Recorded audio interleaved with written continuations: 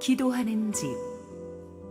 이사야 56장 7절, 사도행전 1장 12절에서 14절, 2장 1절에서 4절 말씀입니다. 내가 곧 그들을 나의 성산으로 인도하여 기도하는 내 집에서 그들을 기쁘게 할 것이며 그들의 번제와 희생을 나의 제단에서 기꺼이 받게 되리니 이는 내 집은 만민이 기도하는 집이라 일컬음이 될 것이니라. 제자들이 감람원이라 하는 산으로부터 예루살렘에 돌아오니 이 산은 예루살렘에서 가까워 안식일에 가기 알맞은 길이라. 들어가 그들이 유하는 다락방으로 올라가니 베드로, 요한, 야고보, 안드레와 빌립, 도마와 바돌로메, 마테와 및 알페오의 아들 야고보, 셀롯인 시몬, 야고보의 아들 유다가 다 거기 있어 여자들과 예수의 어머니 마리아와 예수의 아우들과 더불어 마음을 같이하여 오로지 기도에 힘쓰더라.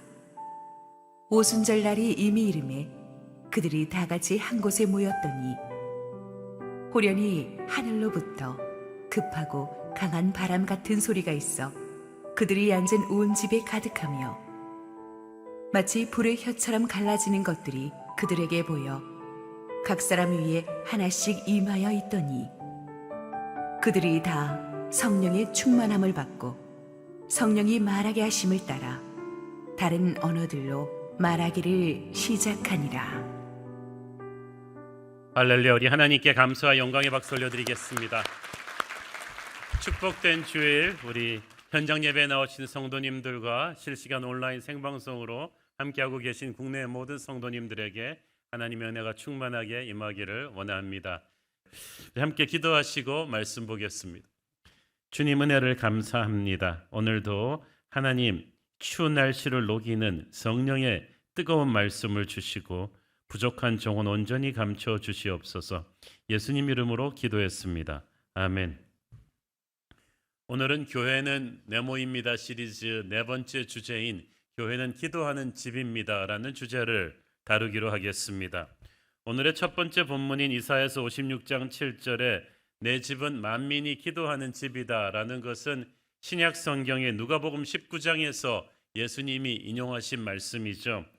그때 맥락은 그렇습니다. 예수님께서 유월절 성전에 유월절을 지키기 위해서 각국에서 모여든 수많은 순례자들이 가득 차 있으니까 이들을 상대로 때를 만난 듯이 폭리를 취하는 장사치들을 보셨고 그들에게 이미 뒷돈을 받고 이런 행위를 눈감아주는 종교 지도자들의 불의를 보셨습니다.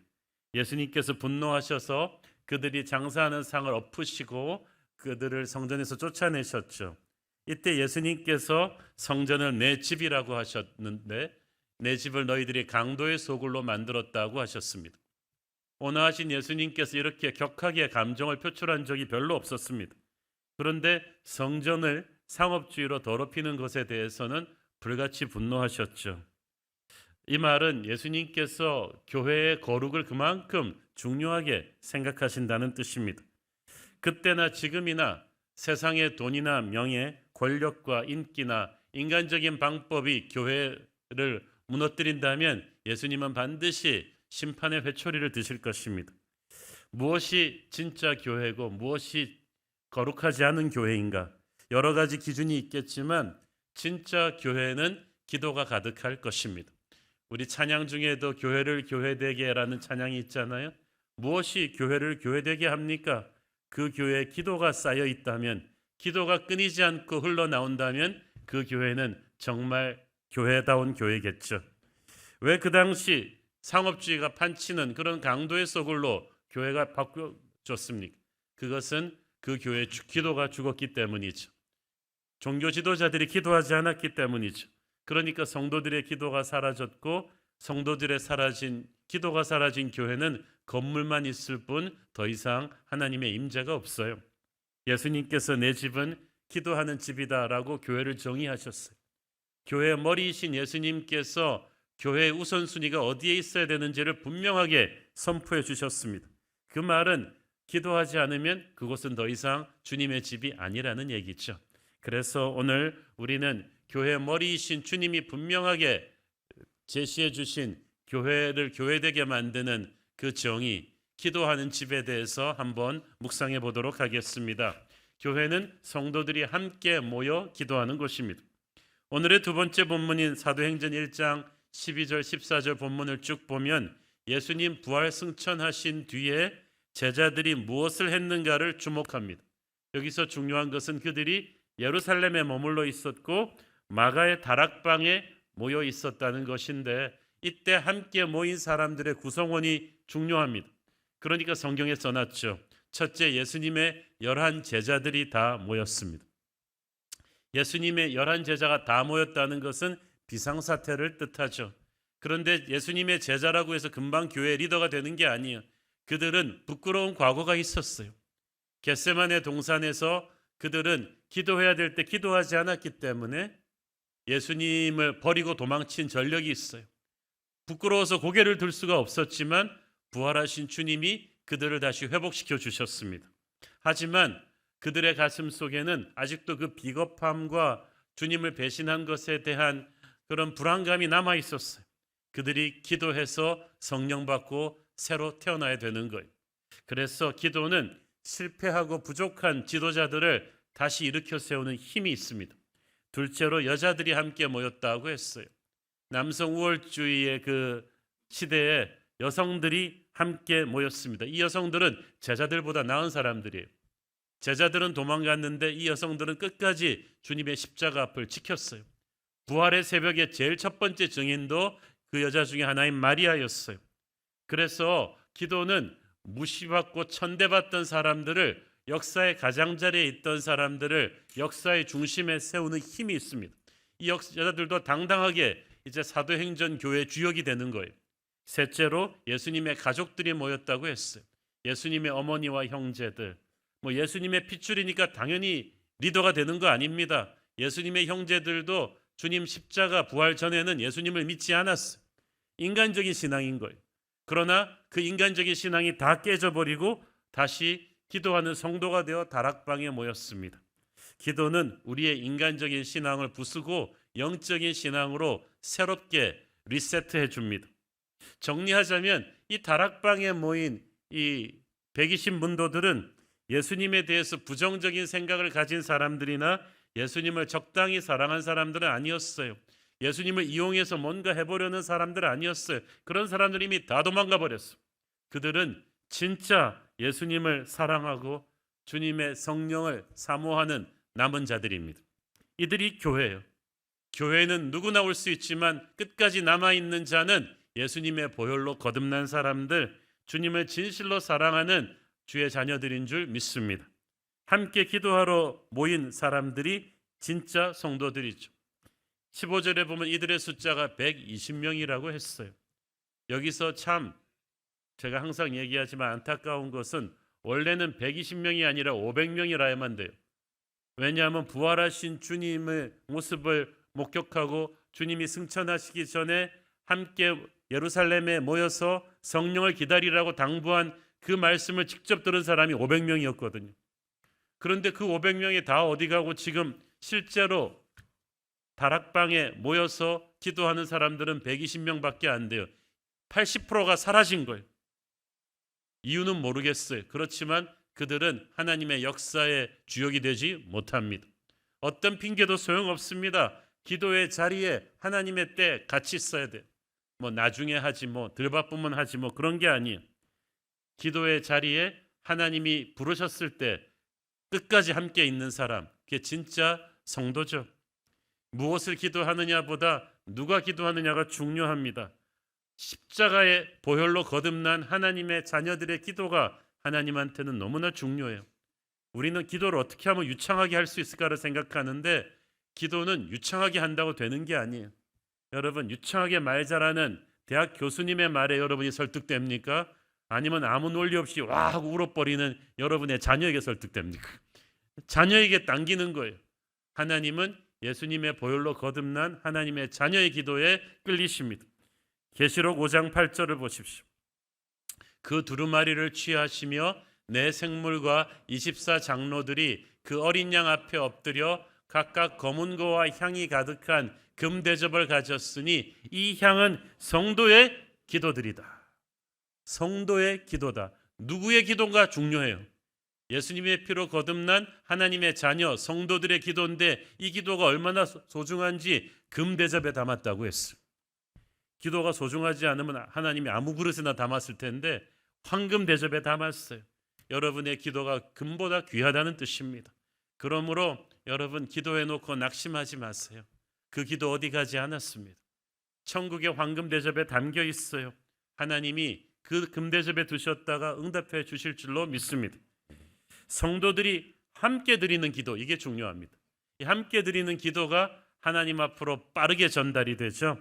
계시록 8장 3절, 또 다른 천사가 와서 제단 곁에 서서 금 향로를 가지고 많은 향을 받았으니 이는 모든 성도의 기도와 합하여 보좌 앞 금제단에 드리고자 함이라. 모든 성도의 기도가 합하여 보좌 앞으로 드려졌다. 이게 중요합니다. 개인으로 하는 기도도 중요하죠. 그렇지만 모든 교회 공동체가 한 공간에 함께 모여서 한 시간에 함께 기도하는 것이 얼마나 중요한지 몰라요. 나이아가라 폭포 가보신 분들은 아시겠지만 그 물들이 뿔뿔이 흩어져 있을 때는 아무것도 아니지만 한 번에 7,000톤이나 모여서 떨어지는 거대한 힘으로 만들 때는 엄청난 스펙테클을 만들지 않습니까? 고난의 시대에 성도들이 함께 모여 기도하는 것은 엄청난 영적인 파워를 만들어냅니다. 하나님께서 이런 합하여 드리는 기도에 특별한 응답을 약속하십니다. 마태복음 18장 19절, 진실로 다시 너희에게 이르노니 너희 중에 두 사람이 땅에서 합심하여 무엇이든지 구하면 하늘에 계신 내 아버지께서 그들을 위하여 이루게 하시리라. 합심하여 무엇이든지 구하라. 저는 우리 새로운 교회 모든 성도들이 기도의 동지들이 되기를 바랍니다. 기도의 힘을 모아야 돼요. 기도의 제목을 나눠야 돼요. 그래서 교회 기도가 합쳐지면 엄청난 파워가 되는 거예요. 저는 우리 교회가 다른 그 어떤 교회보다 합심하여 기도하는 교회 되기를 바랍니다. 여러분 모든 사역 팀원들은 순원들은 기도의 동지들이에요. 이 기도의 동지들이 거미줄처럼 딱 엮여져야 돼요. 그러면 기도하면서 모든 프로그램이 준비되고 진행되고 돌아가거든요. 저는 성가대한테 비엔나 성가대를 만들려고 그런 적 없어요. 딱 부탁하는 건 성가대가 기도하는 성가대가 되기를 바란다. 우리 뉴젠 주일학교 학생들도 딱 교회 도착해서 그 교실에 들어가기 전에 선생님들이 붙잡고 기도하잖아요. 저는 그 모습이 얼마나 좋은지 모르겠어요. 애들이 조금 사춘기가 되면 그러면서 들어가지만 그래도 그 기도가 얼마나 힘이 있습니까? 하나님은 교회가 합심해서 기도할 때 하늘 문을 여시고 임재하셔서 우리 안에 우리도 모르고 있던 교회 안에 영적 사각지대도 드러내시고 우리가 모르고 있던 죄가 씻겨나가게 하시고 마귀를 쫓아내 주시고 교회 곳곳에 은혜를 채워주실 줄 믿습니다. 자, 중요한 것은 함께 기도하는데 은혜의 자리에서 함께 기도해야 돼요. 은혜의 자리를 떠나지 말고 공간이 굉장히 중요합니다. 12절 읽습니다. 제자들이 감람산이라 하는 산으로부터 예루살렘에 돌아오니 이 산은 예루살렘에서 가까워 안식일에 가기 알맞은 길이라. 자, 예수님이 승천하신 뒤에 제자들이 엄청난 위기의식을 느꼈겠죠. 그들이 믿고 따랐던 주님이 갑자기 떠났기 때문에 이제 홀로 남아서 우리는 무엇을 어떻게 해야 되는가라는 불안감이 많았을 텐데 이들을 위해서 예수님이 주신 승천하시기 직전에 주신 지침은 간단했습니다. 누가복음 24장 49절 함께 읽습니다. 내가 내 아버지께서 약속하신 것을 너희에게 보내리니 너희는 위로부터 능력으로 입혀질 때까지 이 성에 머물라 하시니라. 위로부터 능력이 입혀질 때까지 성령이 임할 때까지 이 성에 머물라. 예루살렘을 떠나지 않는 게 중요했어요. 예루살렘에 어떤 특별한 하나님이 영적인 의미가 있어요. 그래서 함께 모여 있는 것이 중요했어요. 근데 지금 인간적으로 쉽지 않은 일이에요. 왜냐하면 예루살렘에는 아직도 예수님을 십자가에 못 박아 죽였던 종교 지도자들이 시퍼런 눈을 뜨고 딱 장악하고 있었어요. 예수님의 추종자들이 또다시 무슨 일을 일으킬까 봐 굉장히 막 사방에 감시의 눈이 번뜩이는 곳입니다. 11 제자쯤 되면 전부 다 지명수배령이 떨어져 있는 상태죠. 그런데 될 수 있는 대로 새로운 역사를 시작해도 예루살렘으로부터 멀찍이 떨어져서 시작하고 싶었는데, 자기들 동네 갈릴리에서 시작하면 좋을 텐데 굳이 예루살렘으로 와서 예루살렘에 머무르라는 거예요. 여러분, 은혜의 공간 안에 함께 오는 것이 굉장히 중요합니다. 신년 특세 40일을 할 때마다 느끼는 것은 집에서 우리가 각각 개인으로 기도할 수도 있지만 추위와 피곤과 싸우면서 우리가 이 한 공간에 모일 때 느끼는 하나님의 특별한 은혜가 있다는 사실이에요. 여러분, 그래서 코로나 이제 더 이상 핑계 대지 마세요. 어차피 교회 와도 안 와도 걸릴 건 다 걸려요. 왜 교회만 오면 위험하다고 생각을? 그건 다 핑계예요. 여러분, 이제 비대면 시대로 가면서 특별히 이 공간 안에 와서 기도의 힘을 모아주길 바랍니다. 이제 반쯤 지나서 이제 어차피 상품도 못 받는데 여러분, 상을 위해서 기도하는 거 아니잖아요. 이 공간 안에서 특별히 임하는 은혜가 있어요. 여러분이 육체적으로 정말 힘들지 않다면 이 공간 안에 모여서 함께 기도할 때 만들어내는 어떤 특별한 성령의 터치가 있어요. 여기서 모여서 마음을 모아 기도해야 합니다. 사도행전 1장 14절 보세요. 여자들과 예수의 어머니 마리아와 예수의 아우들과 더불어 마음을 같이하여 오로지 기도에 힘쓰더라. 마음을 같이 했다는 말이 중요해요. 이때까지 그들은 십자가 전까지 각각 다른 마음이었어요. 전부 누가 제일 크냐 하는 문제로 아주 날카롭게 대립했어요. 어떤 제자 엄마는 우리 애들을 예수님의 나라 임할 때 주님의 오른팔 왼팔로 삼아달라고, 그런 로비까지 할 정도로 제자들은 굉장히 다른 마음이었어요. 분열되어 있었어요. 서로 질투했어요. 그런데 부활하신 주님을 만나고 난 뒤에 주님과의 관계가 회복되니까 사람들과의 관계도 풀린 거예요. 여러분, 주님과의 예배가 회복되면요, 인간끼리의 관계도 풀리는 줄을 믿습니다.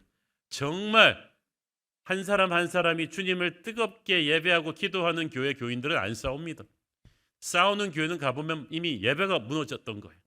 예배가 무너지니까 하나님과의 수직적인 관계가 무너지니까 서로의 수평적인 관계는 난리가 나죠.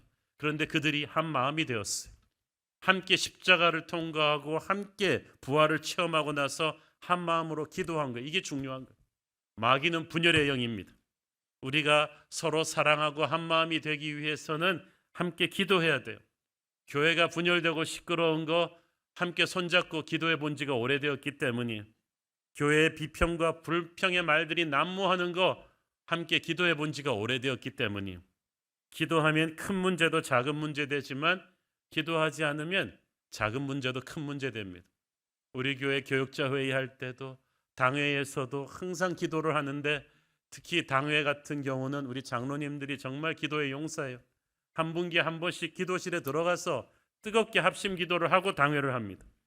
기도하고 결정한 일들은 후회가 없어요. 어려운 일도 후회가 없어요. 그런데 기도하지 않고 내 지식과 경험에 의지해서 밀어붙인 일들은 반드시 탈이 나요. 그래서 항상 제가 목회하면서 하는 유일한 후회는 기도를 충분히 안 하고 결정한 일들이었어요. 2000년 전이나 지금이나 교회가 교회되는 것은 기도의 불길이 회복되는 것뿐입니다. 저는 우리 교회 모든 사역팀들 안에 목회자와 평신도들 간에 어떠한 나누어진 마음이 없기를 바랍니다. 우리가 미움과 질투를 가슴에 품고 기도하잖아요. 그 기도는 마귀가 우습게 봅니다. 하나님이 슬퍼하는 기도죠. 한 마음으로 기도해야 돼요. 기도하는 가운데 성령께서 우리의 일그러진 관계들을 전부 하나로 묶어주는 축복이 있게 되기를 축원합니다.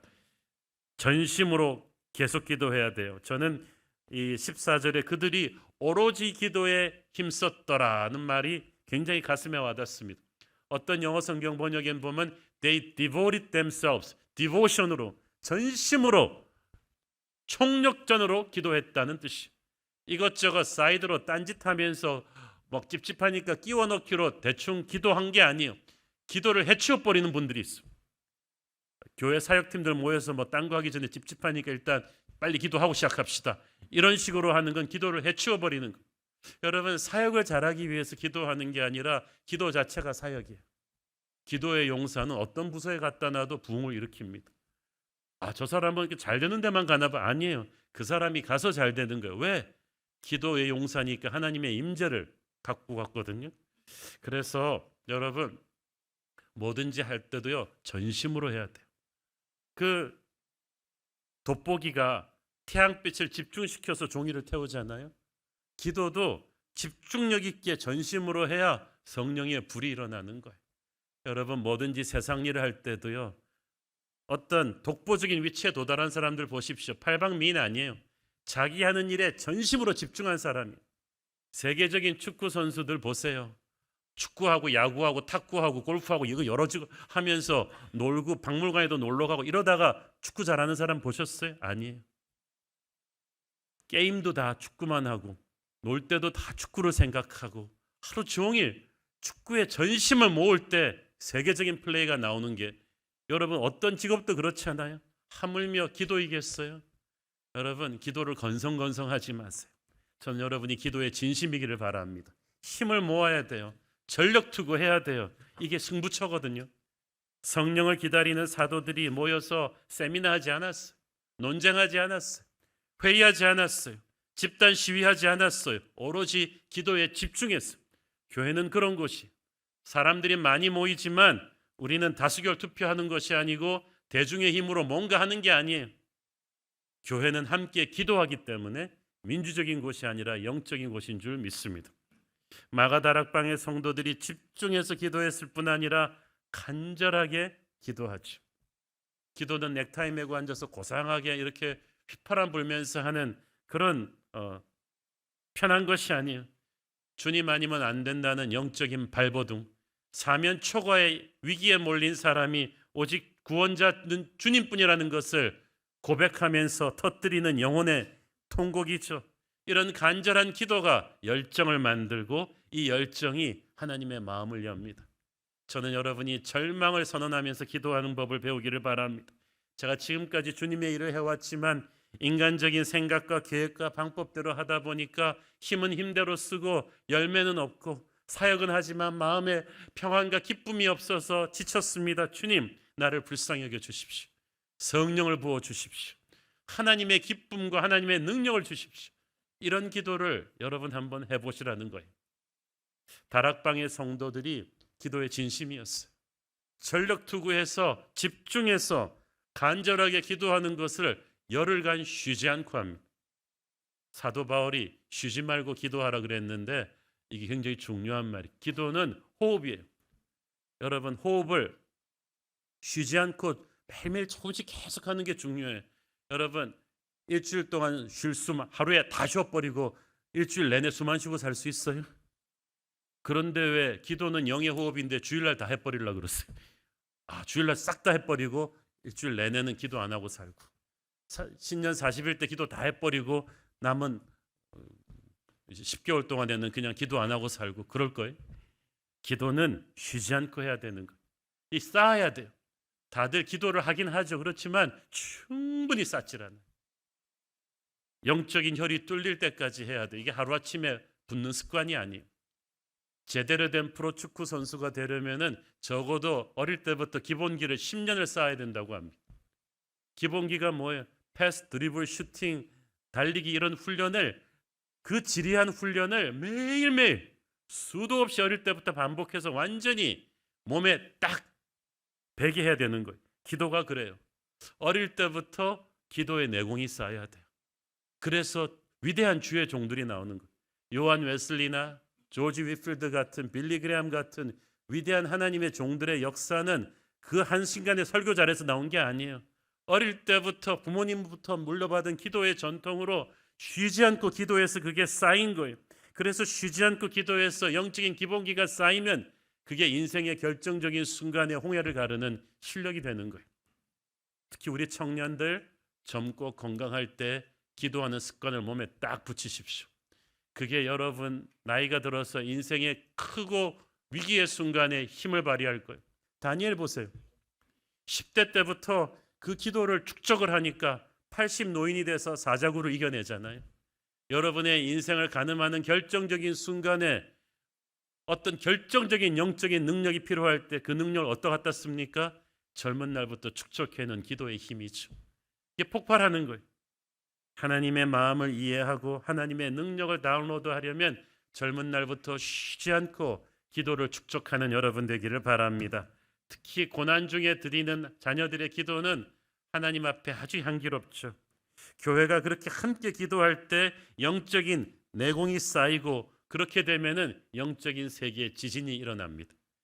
그러니까 어찌 사탄이 그걸 가만두고 보겠습니까?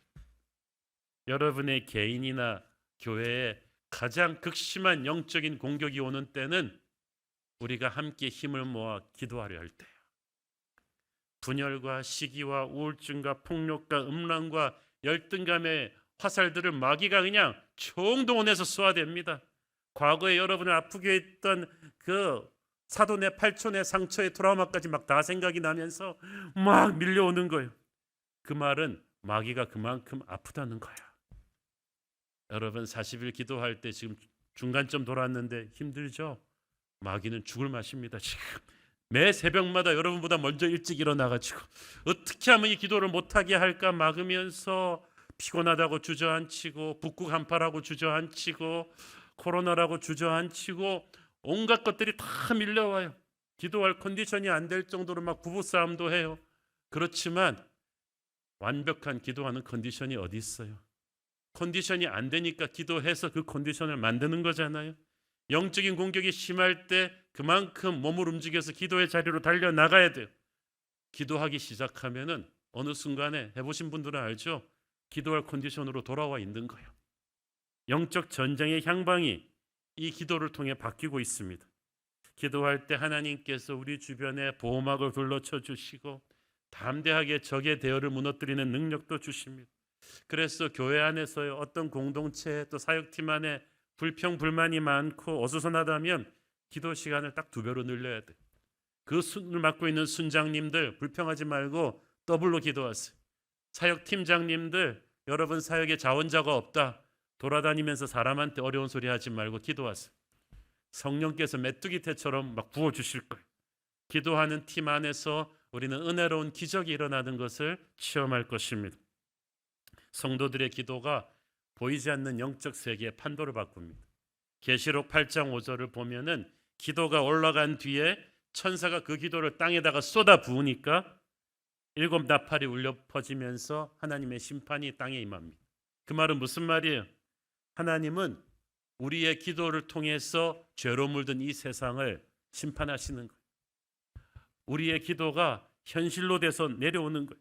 그래서 예수님께서 왜 항상 기도하고 낙심치 말라고 하셨을까요? 기도하고 낙심하는 거는 당장 기도해도 눈에 보이는 가시적인 결과가 바로바로 안 나타나기 때문이라는 거죠. 그러니까 우리의 기도는 하나만화가 아닌가 그렇게 생각하기 때문인데 그게 아니라는 거예요. 너희의 기도는 함께 드리는 기도는 하늘 제단에 쌓이고 있다. 그 쌓인 기도가 언젠가는 본물이 돼서 터질 것이다. 너희들의 기도는 무용지물이 아니다. 역사를 바꾸는 힘이 있다. 이걸 믿어야 기도하면서 낙심치 않는 거예요. 우리의 기도는 하늘의 보좌와 이 땅의 역사를 연결하는 브릿지입니다. 이거를 의심하지 마십시오. 우리가 보기에는 아무것도 아닌 것 같지만 의인의 기도는 역사하는 힘이 많으니라고 그랬어. 의인 한 사람의 기도도 그런데 의인들 몇 사람만 모아도요 그 기도가 얼마나 파워풀합니까? 하나님은 혼자서도 세상을 경영하실 수 있지만 황송하옵게도 우리의 기도에 영향받기 원하신다는 것. 우리의 기도를 통해서 이 세상의 역사를 경영하기를 원하십니다. 이 사실을 생각한다면 우리가 기도할 때마다 자세가 달라지겠죠. 역사는 읽어보는 것보다 만드는 게 더 재밌잖아요. 기도하는 사람은 주의 능력으로 역사를 만드는데 동참하는 사람들인 줄 믿습니다.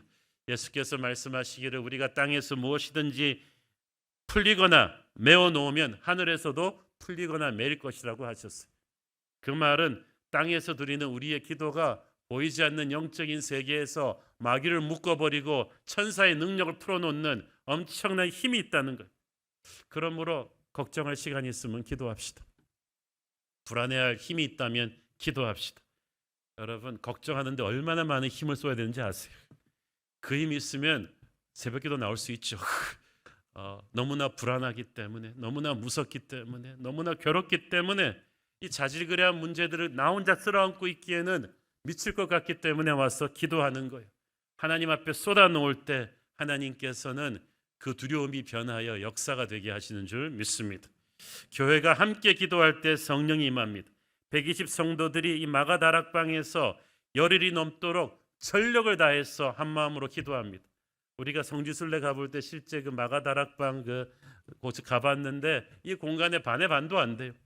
거기에 120명이 꽉 들어차가지고 기도하는데 이 합심 기도는 각자 개인이 잘 먹고 잘 살게 해달라는 기도가 아닙니다. 그 기도는 주님 약속하신 성령의 세례를 온 교회 위에 부어달라는 그런 기도였습니다. 성령의 불을 부르는 기도, 교회를 부흥시키는 기도, 그래서 한 시대를 바꾸는 엄청난 기도를 함께 모여서 한 거예요. 그렇게 열흘간 합심 기도를 하니까 성령이 오순절 다락방 위에 떨어진 것, 호련히 떨어졌다고 했어요. 영어서에 보니까 suddenly, 한순간에 떨어진 거예요. 한 방울 두 방울 보슬비처럼 온 게 아니라 마치 하늘에 완전히 홍수가 난 것처럼 성령의 불이 폭포수처럼 쏟아졌어. 이 성령의 불은 인간이 쌓아올린 작품이 아니라 100% 하나님이 주신 선물이에요. 기도의 응답으로 주신 선물이에요. 최고의 기도 응답은 성령을 주시는 것인 줄 믿습니다. 누가복음 11장 13절, 너희가 악할지라도 좋은 것을 자식에게 줄 줄 알거든 하물며 너희 하늘 아버지께서 구하는 자에게 성령을 주시지 않겠느냐 하시니라. 구하는 자에게 뭘 구했는지 알 수 없어요. 여러분 각자 딴 걸 구했겠지만 궁극적인 응답은 성령을 주시는 거예요. 여러분은 건강을 구했고 사업의 성공을 구했지만 그것도 괜찮겠지만 하나님의 최고의 선물은 성령을 주시는 거예요. 성령을 주면 다른 모든 것도 더하여 주시는 거예요. 하나님의 성령의 임재를 사모하는 성도들은 다른 길이 없습니다. 그냥 함께 엎드려 기도해야 돼요. 아까도 말씀드렸듯이 함께 모여 성령의 임재를 기다리라는 예수님의 부활하신 주님의 명령을 들은 사람은 500명인데 실제 그렇게 한 사람들은 그 20%인 120명밖에 안 돼요. 나머지는 다 어디로 갔나? 바빴나요? 코로나 때문에 무서웠나? 핑계를 대고 다 사라져버렸나? 상관없어요. 하나님의 역사에서 빠진 거예요. 역사는 이 120문도만을 기억합니다. 역사는 기도하는 사람만을 기억할 것입니다. 잘난 사람, 똑똑한 사람 필요 없어요. 기도한 그 기도의 자리에 끝까지 함께 남아있는 하나님의 자녀들이 역사를 만드는 거예요. 화려한 꿈을 꾸는 사람 많죠. 위대한 말 뱉어내는 사람 많죠. 그렇지만 그걸 실제 현실로 이루어내는 사람은 기도하는 사람들이에요. 제가 현재 파워풀하게 목회하고 있는 국내의 그 목사님들을 개인적으로 교제하면서 저는 리더십에 관심이 있으니까 대화하면서 공통적으로 발견한 게 뭔지 아세요? 신학교 때부터 기도의 습관이 남보다 뜨거웠던 목사님들이 10년, 20년, 30년 갈수록 한국과 미국에 부흥하는 교회 역사를 만든다는 거예요. 신학교 때 똑똑한 사람들, 위대한 말 하는 사람들 많습니다. 그 사람들 다 사라졌어. 기도하는 주의 종들만이 10년, 20년 갈수록 위대한 목회를 만들어내는 거예요. 여러분의 삶에 부흥과 기적의 전설을 쓰기를 원한다면 지금보다 더 기도해야 돼요. 기도의 습관을 몸에 배야 돼요. 사도행전 2장 3절에 보니까 성령은 각 사람 위에 하나씩 임했다고 했어요. 저는 이 말 표현이 재밌어요. 기도를 다 같이 했는데 성령께서 한 사람도 미스하지 않고 다 임하셨어요. 저는 여러분 위에 한 사람도 미스하지 않고 성령이 임하기를 축원합니다. 구약 시절에는요, 특정 인간에게만 모세, 솔로몬, 엘리야 같은 분들한테만 한시적으로 성령이 임했는데 신약 시대는 120 성도 한 공간 안에 모인 모든 주의 자녀들에게 남김없이 성령이 임했어요. 이게 성령 시대이기 때문이에요. 이 성령이 각 사람에게 임했다는 것은 우리 한 사람 한 사람이 없어서는 안 될 교회의 지체들임을 의미합니다. 이 120 성도 위에 임한 성령의 불이 교회 공동체를 진짜 성령이 임하는 주님의 전으로 세우신다는 뜻이. 그러니까 교회의 시작은 성령의 임재예요. 저는 그래서 이 기도하지 않고 자기들 인간적인 방법으로 대충 모여서 교회를 시작한 목회자와 성도들은 그거는 교회가 아니라 교회 놀이를 하는 거예요. 교회는 예수님의 보혈로 거듭난 사람들이 함께 기도하며 성령 받고 시작하는 게 교회예요. 거기에 불이 떨어지는 거예요. 그래서 이런 교회에 임하시는 성령의 임재는 이게 진짜 교회라고 하나님이 인증도장을 영적 세계에서 찍어주는 거예요. 마귀가 두려워하고 천사가 근무하는 그런 교회. 초대교회가 그런 교회였죠. 건물도 없고 훈련도 없고 매뉴얼도 없는데 단 한 세대 만에 로마 제국 전체를 뒤집어버리는 놀라운 파워를 발휘하잖아요. 성령의 불을 받고 시작한 기도 공동체였기 때문이에요. 저는 우리 새로운 교회가 초창기부터 지금까지 그런 기도 공동체 되기를 기도해 왔습니다. 특세 40일을 8년째 하고 있지만 할 때마다 우리는 불같은 성령을 받는 기도 공동체가 되게 하여 주옵소서. 부족한 건 많지만 모든 부족은 기도하는 가운데 성령께서 다 메꿔주시고, 악하고 인간적인 것들 성령의 불이 떨어져서 교회 안에서 그냥 다 내쫓아 주시고, 모든 마귀의 공격을 결박하시고 성령께서 역사하시는 그런 사도행전적인 교회로 세워주시옵소서. 교회를 교회되게 하는 것은 성령의 임재고 그것은 기도하는 집에 주시는 하나님의 축복입니다. 기도하겠습니다. 주님, 우리에게 오시옵소서. 불처럼 바람처럼 오시옵소서. 성령의 기도를 붙여주옵소서. 오순절 다락방 성도들이 함께 기도하며 성령의 불 받았듯이 우리가 인간의 기도에서 성령의 기도로 옮겨가듯이 우리도 성령의 불 받고 성령 기도하게 하여 주옵소서. 우리 성도들 기도하면서 영의 눈이 열려서 하나님의 뜻을 분별하게 하시고 이 시대에 보이지 않는 영적인 아픔을 느끼고 이 시대의 영적인 실상을 보며 통곡하게 하여 주옵소서. 우리 성도들 기도 중에 능력받게 하시고 기도 중에 마귀가 쫓겨나가고 자기의 병든 몸이 치유되는 역사를 체험하게 하옵소서. 기도하며 새 방언이 터지고 과거의 아픈 트라우마들로부터 자유하게 하시고 상처가 치유되게 하여 주옵소서. 기도하는 중에 용서할 수 없는 자를 용서하고 하나님의 말씀으로 비전이 현실이 되는 역사를 체험하게 하여 주옵소서. 우리 기도를 위해 기도합니다. 예수님의 기도와 닮은 뜨거운 기도가 터지게 하여 주옵소서. 육의 힘으로 기도하지 않고 성령의 힘으로 기도하게 하옵소서. 특별히 이번 특세 40일 기간 동안에 우리 모든 성도들의 막힌 기도의 혈이 뚫리기를 원합니다. 기도하다 낙심하여 그만둔 분들, 기도하다 잡념에 사로잡혀서 주저앉은 분들, 막힌 분들, 기도하기를 어려워하는 분들에게 성령의 기도가 불붙게 하여 주시고 교회 공동체와 사역 위에 기도의 열기가 임해서 자기도 모르게 새 방언으로 시간 가는 줄 모르고 기도하게 하옵소서. 산책하면서 운전하면서 직장에서 꿈꾸면서 하나님의 기도를 하는 그런 성도들 되게 하여 주시고 우리 새로운 교회가 마가다락방의 120 성도들처럼 함께 불같이 기도하게 하여 주옵소서. 40일 특세 중간 지점에 있는데 지금 한 사람도 중간에 지쳐서 낙오하지 않도록 힘을 주시고 일으켜 주시고 남은 기간 동안에 성령의 임재가 모든 기도하는 사람들 가운데 더욱 강렬하게 임하게 하여 주옵소서. 모든 기도의 장애물을 뛰어넘을 수 있도록 천사가 우리를 붙들어 주시고 우리 함께 홍해를 지나게 하시고 믿음의 두 손을 들고 나가게 하여 주옵소서. 온 교회 안에 기도의 용사들이 세워지게 하여 주옵소서. 기도하는 가운데 서로 사랑하게 하시고 교회 어느 곳에도 악한 마귀가 머물지 못하게 하옵소서. 우리가 모르는 영적 사각지대가 있습니까? 기도하는 가운데 주께서 만지시고 회복시켜 주옵소서. 기도의 은혜와 능력이 우리 삶의 모든 영역을 채워 주옵소서. 우리의 배우자와 자녀들, 친구들이 기도로 변하게 하옵소서. 우리의 가정과 직장이 변하게 하여 주옵소서. 교회 안에 은혜와 성령의 역사가 회복이 쉼없이 일어나게 하시고 아이들과 청년들과 장년들이 기도 응답을 받고 간증이 차고 넘치는 교회 되게 하여 주옵소서.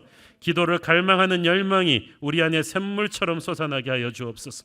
그래서 내가 살고 교회가 살고 나라가 사는 기적을 체험하게 하여 주시옵소서. 예수님 이름으로 기도했습니다. 아멘.